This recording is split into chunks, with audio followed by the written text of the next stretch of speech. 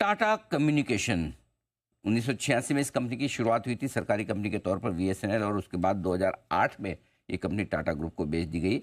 दुनिया भर में 30% इंटरनेट जो है वो टाटा कम्युनिकेशन के नेटवर्क से गुजरता है। ये सोचिए आप, 190 से ज़्यादा देशों में 7,000 से ज़्यादा कस्टमर्स को टाटा कम्युनिकेशन सर्विसेज देने का कारोबार करती है। Data, voice, transformation services, payment solution और रेंटल बिजनेस, ये सब बड़े कारोबार हैं कंपनी के। कल आए नतीजे टाटा कम्युनिकेशन के, एक बार आपके सामने रिजल्ट्स रख दूं, और रिजल्ट्स में आय 1% बढ़कर आई है, 5,700 करोड़ के आसपास रही।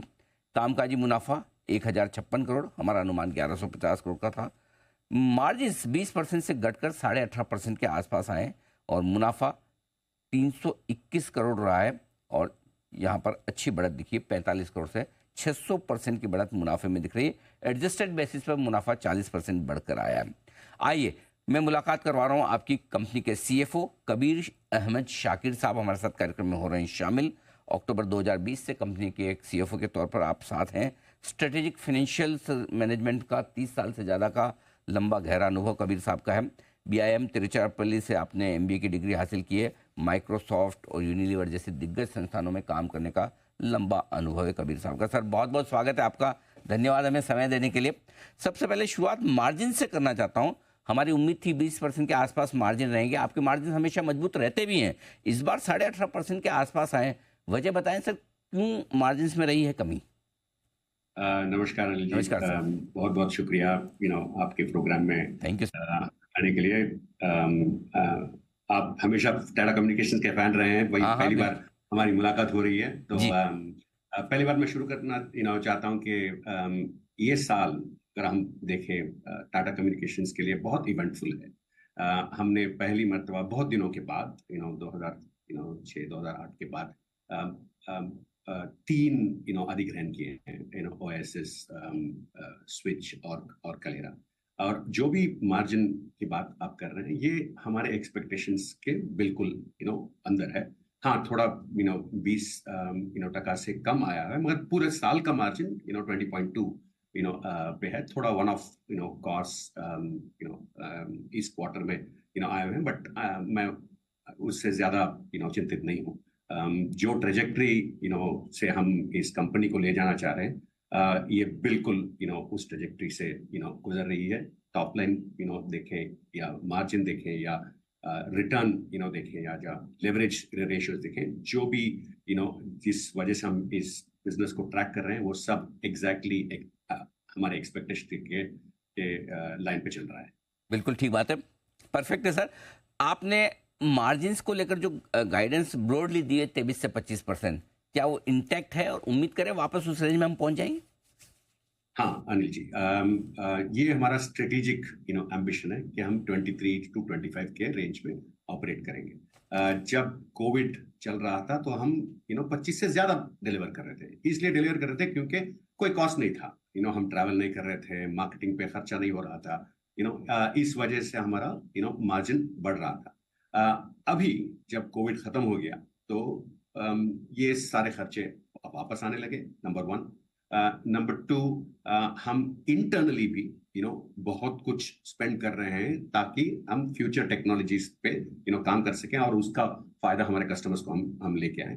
और तीसरा, ये जो तीन एक्विजिशंस की मैंने बात की, तीनों एक्विजिशंस एबिटा नेगेटिव थे, तो ऑब्वियसली आप इसका वेटेड एवरेज मैथमेटिक्स निकालेंगे तो मार्जिन गिरेगा ही।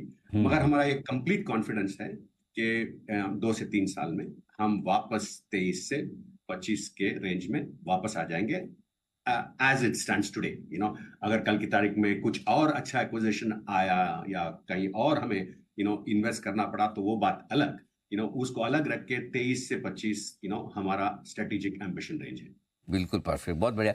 कबीर साहब, जैसा आपने कहा भी कि मैं आपकी कंपनी का बड़ा फ़ैन रहा हूँ भी, और आज भी हम ये कह रहे थे कि लॉन्ग टर्म इन्वेस्टर्स को तो बिल्कुल अपने पोर्टफोलियो में रखना चाहिए। अब चूंकि आपसे पहली बार मुलाकात हो रही है, जरा मुझे 2-3 साल का, 5 साल का विजन बताएं कंपनी का। ये क्वार्टर के रिजल्ट तो हर क्वार्टर में आते जाते रहेंगे, लेकिन एक कहाँ आप देखते हैं कंपनी को, कहाँ ले जाना चाहते हैं, कहाँ पहुँचाना चाहते हैं? बहुत अच्छे सवाल, थैंक्स फॉर आस्किंग दैट। पहली बात, हम टाटा कम्युनिकेशंस को रीपोजिशन करना चाहते हैं। ये हमारा हेरिटेज टेलीकॉम है। आपने बताया इंट्रोडक्शन में 1/3 of internet traffic of the world, पूरी दुनिया का 1/3 ट्रैफिक हमारे नेटवर्क से गुजरता है। तो हम आए हैं हमारा हेरिटेज टेलको से, मगर इस कंपनी को हम कॉमटेक बनाना चाहते हैं, कम्युनिकेशंस टेक्नोलॉजीज बनाना चाहते हैं। अभी जो दौर चल रहा है, वर्ल्ड इकोनॉमिक फोरम ने इसको इंडस्ट्री 4.0 का दौर बताया है। शायद वो 5.0 भी हो जाएगा, क्योंकि एआई रेवोल्यूशन जो जिस तेजी से चल रहा है, तो we are already moving into the next revolution. और इस डिजिटल रेवोल्यूशन में अगर हमको रेलेवेंट रहना है, तो इस कंपनी को कम्युनिकेशन के बेसिस में स्टार्ट करके इसको बहुत ज्यादा वैल्यू एडेड फीचर्स हमको देने पड़ेंगे। तो फर्स्ट हमारा मार्कर था कि हम जब शुरुआत किए थे बीएसएनएल से, तो हम एक होलसेल इंटरनेशनल वॉइस प्लेयर थे। तो हमने 5-6 साल पहले ही बताया कि हमारा फोकस वॉइस पे नहीं, डेटा पे।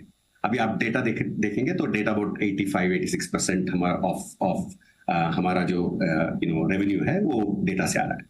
और अगर डेटा को मैं अनपील करूं, तो 2 बड़े सेगमेंट हैं हमारे पास। एक है कोर कनेक्टिविटी, जहां से नेटवर्क चलता है। दूसरा है डिजिटल पोर्टफोलियो सर्विसेज।